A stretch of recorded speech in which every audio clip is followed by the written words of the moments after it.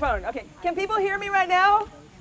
Okay, a week from yesterday, Friday, September 20th, across the globe, climate justice rallies, there are die-ins, lots going on. In Asheville, let's see, 11 o'clock, leave your school or workplace if you work in Asheville. At noon, we're meeting on the steps of Asheville City Hall to demand a climate emergency declaration.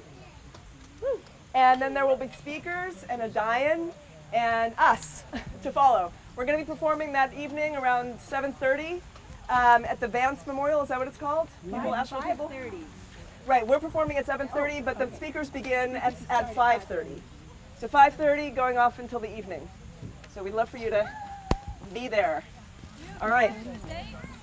That's September 20th. Other flyers.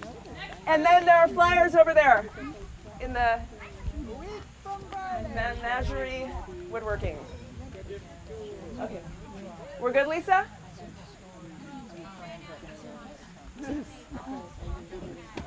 Right. Okay.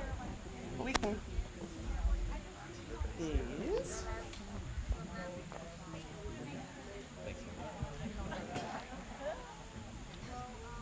All right, I'm going to start with a couple of questions. Okay. Hello? So, if everyone would please stand up if you're sitting, and those of you standing, stay standing up. Stand up. Okay. Stand over here. So, if these questions speak to your experience, will you please sit down? And if you don't want to sit down, that's fine too, because many of you are standing. So, when you think of climate change, or climate chaos, however you're conceiving of it these days, climate crisis, how many of you feel overwhelmed? Sit down. I see hands, yeah. So if you feel overwhelmed, sit down. This is our mini die-in. We're done. Okay, we're finished. Or maybe like you're feeling like you're already doing your best. That's as much as you can already do. Would you shout out some of your feelings about your responses to what's going on? Corporations need to take responsibility. What was that, Mana? Whoopee! We're all gonna die. Whoopee! We're jumping off the boat together. Okay. Going down as a unit. Anybody feel defensive? I'm always curious. Okay. How about resolute or determined? We got some resolutes. Positive. Somewhere in there. All right. All right. So whoever else, go ahead and sit down if that's what you want to do. We wanted to ask this question because it's in the news a lot, and we're talking about it a lot. Cara and I are really concerned, obviously, about climate change, and how are we all coping and feeling with it? Even here at Earth Haven. We're a little bit distanced from the outside world, but we're also consumed by the crises that is going on. So one of the things that Cara did several years ago was write an amazing book that many of you know about, and that our presentation is going to be centered really around a portion of the book today. Okay. Zazu dreams. Between the scarab and the dung beetle, a cautionary fable for the Anthropocene era. Zazu Dreams is a climate crisis fable and resource encyclopedia for adults. So you might look at it at the beginning and think, oh, this looks like a great kids book. It is for kids, but it also needs to be interpreted through adults. It explores the connections between caring for ourselves and caring for the environment. And in his dreams, Zazu, our son, where's our son?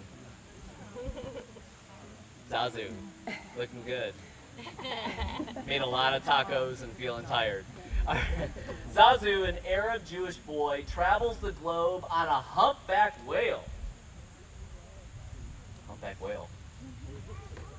And crossing vast time and space along the way, Zazu learns from heroes, many of whom are refugees, across the world and throughout history.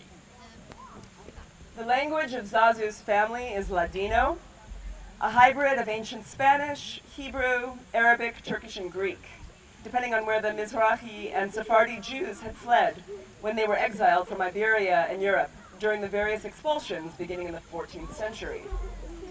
The Inquisition persecuted the Sephardic Jews to the so-called New World. According to the United Nations, Ladino is a seriously endangered language. In order to embody the knowledge that we already have, we need to recognize our interconnectedness. Here are some Ladino proverbs that illustrate our interdependency. Una mano lava la otra. Y las dos lavas la cara. One hand washes the other, and together they wash the face.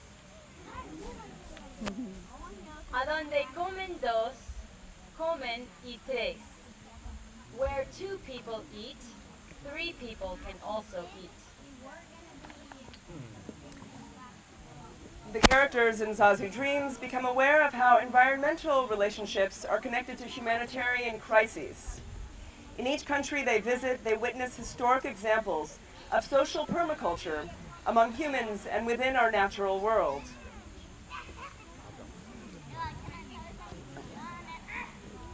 Permaculture is a creative, joyful process of recognizing, designing, and implementing interrelationships.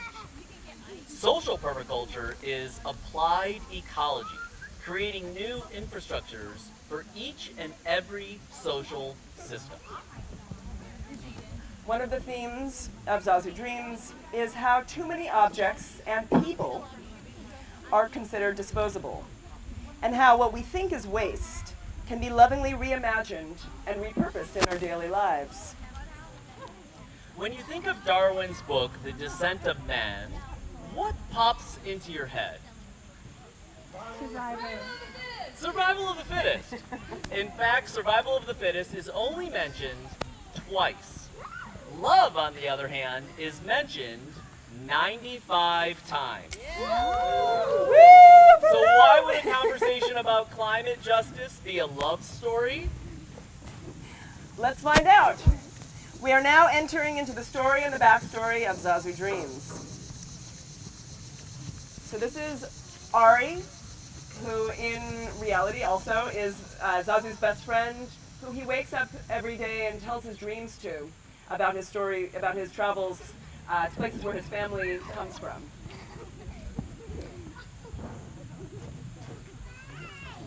Yep. And this is Zazu. Zazu is the main character in the story. And his dog, which is not featured, but he and his dog ride on the humpback whale and tell the stories to Ari. Chapter 4, Spooky Action at a Distance. So this is Einstein's reference to quantum entanglement, essentially how all living things from our microbiome to the macrocosmos are utterly interwoven. These excerpts come from a chapter about our consumer culture's plastic addiction and believing in the impossible, believing in love. Rob will be reading from the story, so it's divided into two sections. So Rob will be reading from the narrative, and I will be reading from the endnotes, backstory.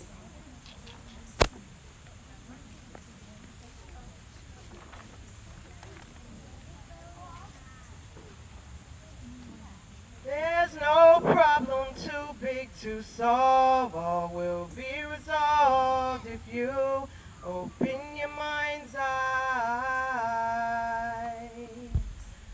There's no problem too big to solve. All will be resolved if you open your mind's eye. Open your mind's eye. May the spirit rise in you. Open your mind's eye. There's so much that you can do.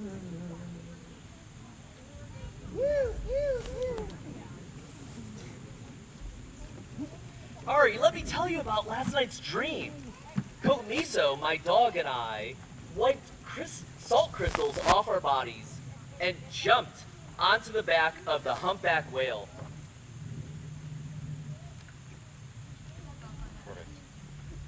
Passing Gandhi and his rebellious followers, we continued on our journey west across the Arabian Sea to the Persian Gulf, one of the most amazing marine ecosystems on the planet. Off the southern coast of Iran, we were suddenly swallowed by a huge tangle of plastic debris. The humpback whale and the kokomiso freed themselves quickly. Leaning off the edge of the whale, kokomiso tried to help me peel plastic bags off my face. I couldn't breathe, and my arms and legs were caught in ghost fishing nets, dragging me down into the dark waters. Ghost nets, usually made of non-biodegradable materials, are lost or discarded fishing gear that float through the ocean waters, strangling marine life. The more I struggled, the deeper I fell into an abyss of plastic underworld. I was terrified. The Great Pacific Garbage Patch is a swirling vortex of plastic that has gathered where ocean currents meet. When Zazu Dreams was published in 2017, the garbage patch covered an area twice the size of France.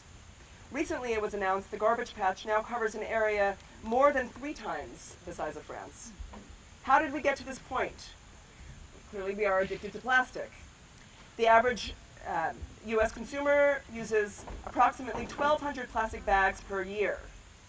More than 1 million single-use, non-biodegradable bags are used every 60 seconds. In the United States alone, 50 billion petroleum plastic water bottles are discarded each year. And by the year 2050, plastic will be found in 99% of seabirds, and there will be more visible plastic in our oceans than fish. And we're also going to have a little discussion about compostable plastics and how those are absolutely not the solution because of GMO production, Monsanto, and their non-biodegradability. As ghost nets tightened around me, I remembered how my sea friends suffered from even more than plastic trash. Noise from sound cannons and boats confused dolphin and whale echolocation communication, while poisonous chemicals from paints, motor oil, flame retardants, pesticides, and fertilizers enter the gills of fish. Then whales and humans eat the fish, and we are also poisoned in this lethal food chain. A giant Nemora, a monstrous iridescent jellyfish, bigger than my grandpapa Don, got twisted near us in the strangulating mess of plastic trash.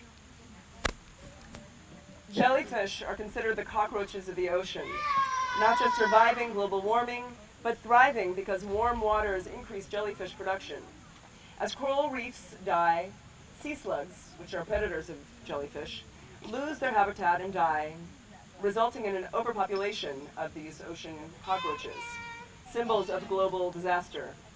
In contrast, sea slugs considered potential life-saving pharmacies produce chemical compounds that are used for healing. And clearly this might also become a problem for the sea slugs and their habitat. Another example of harvesting nature for human benefit, exploiting the natural world as a quote-unquote resource.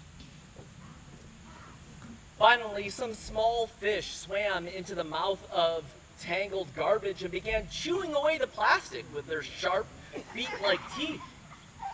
They were cutting the meat loose, and I heard a distant voice. The impossible missions are the only ones which succeed. It was the voice of Jacques Cousteau. Wait. One more time, Jacques Cousteau. The impossible missions are the only ones which succeed. It was again the voice of Jacques Cousteau.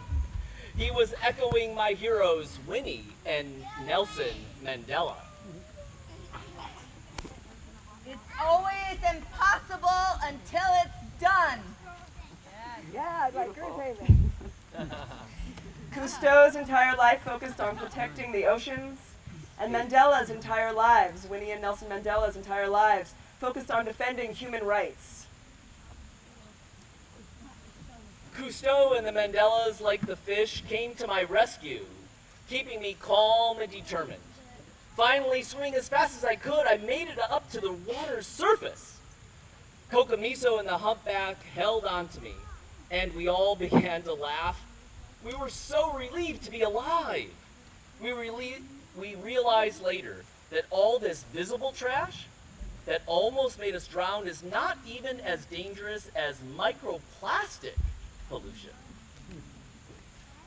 Tiny particles that we can barely see are even worse for our sea life and our own bodies because they block our respiratory systems and bloodstreams. These cancer-causing particles absorb toxins and migrate through the food chain, poisoning fish and then humans.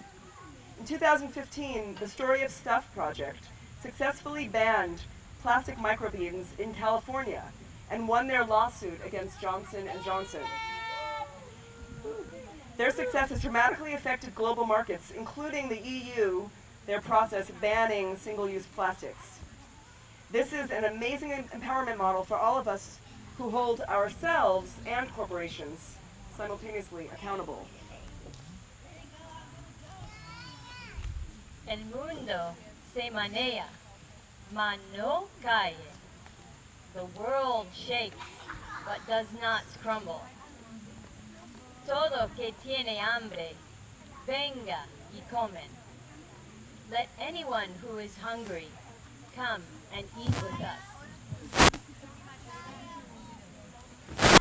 Is this what Mama meant when she told me that I was old enough to begin to understand how the choices I make, even back then as a 4-year-old child, impact so many people and things around me? She taught me that this huge responsibility we all share is exciting and can be full of love. Questioning what we think we know is an act of love. I understood more and more that there is so much work to be done, that the only way to heal ethnic and racial divisions and the ecology of our global body is to see how we are all interconnected. We all have to take care of each other. When I wake before I open my eyes, I breathe in deep and I feel the light. And I hope and pray that you realize you are light. Anyone who ululates, please.